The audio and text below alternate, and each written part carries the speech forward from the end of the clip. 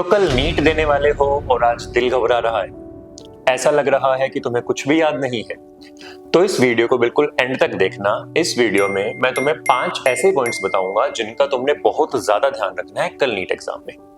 So hello everyone, I am doctor Abhinav Pawar. If you are new to this channel, then इस channel पर हम लोग scientific tips देखते हैं, वो चीजों की जिनको यूज करके आप अपनी स्टडीज को और अपनी लाइफ को इंप्रूव कर सकते हैं। तो आज की वीडियो में सबसे पहला पॉइंट जो मैं आपको बताना चाहूंगा वो है कॉन्फिडेंस।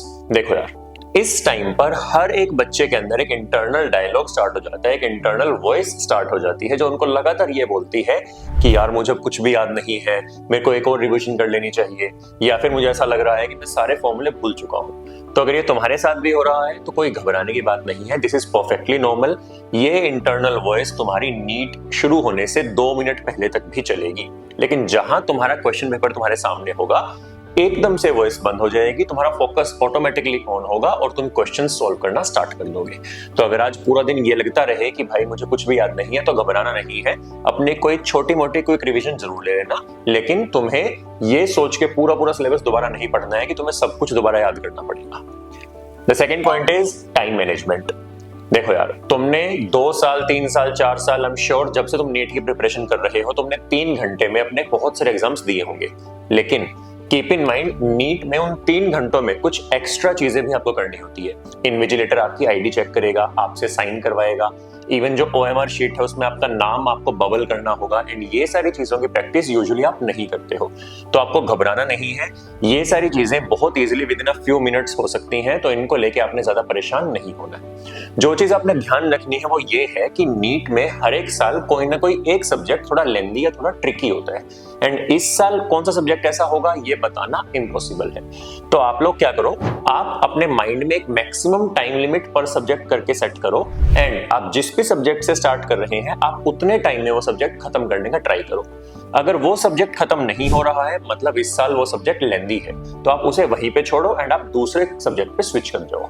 एंड जो टाइम लिमिट मैं आपको बताऊंगा वो है 40 50 60। 40 minutes for biology, 50 minutes for chemistry and 60 minutes for physics. This is the maximum time limit जो आपको फॉलो करनी चाहिए।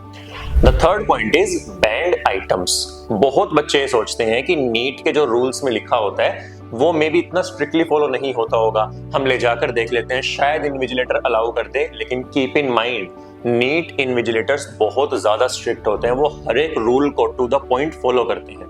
तो आप कोई भी ऐसी चीज नहीं लेकर जाओगे जिसके लिए आपको टाइम वेस्ट करना पड़े, वो चीज आपको कहीं पे वापस छोड़ के आनी पड़े। आप में भी कोई रबर बैंड लेके जा रहे हो, या आप एक बोतल लेके जा रहे हो पानी की, आप शूज पहन के जा रहे हो इस उम्मीद में कि इन्हें कौन ही रोकेगा, ऐसा नहीं है। जो रूल्स में लिखा हुआ आप एग्जैक्टली वो फॉलो करोगे। अगर आप कोई भी बैंड आइटम लेकर चले गए, मे भी आपकी एंट्री हो भी जाए, लेकिन जैसे आप क्लासरूम में पहुंचोगे इन्विजिलेटर आपको वापस गेट तक भेजेगा कि जाके इसको उतार के लेके आओ, अपनी चेकिंग दोबारा कराओ एंड फिर वापस आओ। और समझ लो, इससे टाइम वेस्ट होगा, साथ में तुम्हारा जो दिमाग परेशान होगा, इसमें तुम्हारा पूरा का पूरा फोकस लूज हो जाएगा। सो इससे बचने का बड़ा अच्छा तरीका है, आप रूल्स को exactly to the point follow कीजिए एंड आप काफी सेफ रहेंगे। The fourth point is don't fight with questions. ये चीज ध्यान रखना यार, प्रैक्टिस करते हुए हम हमेशा ये सोचते हैं कि कोई क्वेश्चन अगर मुझसे नहीं होगा तो मैं उस पर लगा रहूंगा, उस पर भिड़ा रहूंगा जब तक वो क्वेश्चन सॉल्व नहीं होगा। ये चीज क्वेश्चन प्रैक्टिस में तो अच्छी है, लेकिन नीट एग्जाम में आपने बिल्कुल भी ऐसा नहीं करना है। अगर कोई क्वेश्चन 1 या 2 मिनट में आपसे सॉल्व नहीं हो रहा है, आप उसको सर्कल करो और आगे बढ़ो। ऐसे 3 या 4 क्वेश्चन भी अगर हुए तो आपका जो टारगेट होगा वो सिर्फ 16 नंबर ही तो कम होगा, आप 720 की जगह 704 नंबर का पेपर अटेम्प्ट करोगे। लेकिन अगर आप उन 3 या 4 क्वेश्चन में भिड़े रहे और उसकी वजह से आपके 10-20 क्वेश्चन छूट गए तो वो ज्यादा नुकसान होगा। सो कीप इन माइंड, 1 या 2 मिनट में जो क्वेश्चन नहीं हुआ है आप उसको छोड़ दोगे। The fifth point is unforeseen circumstances.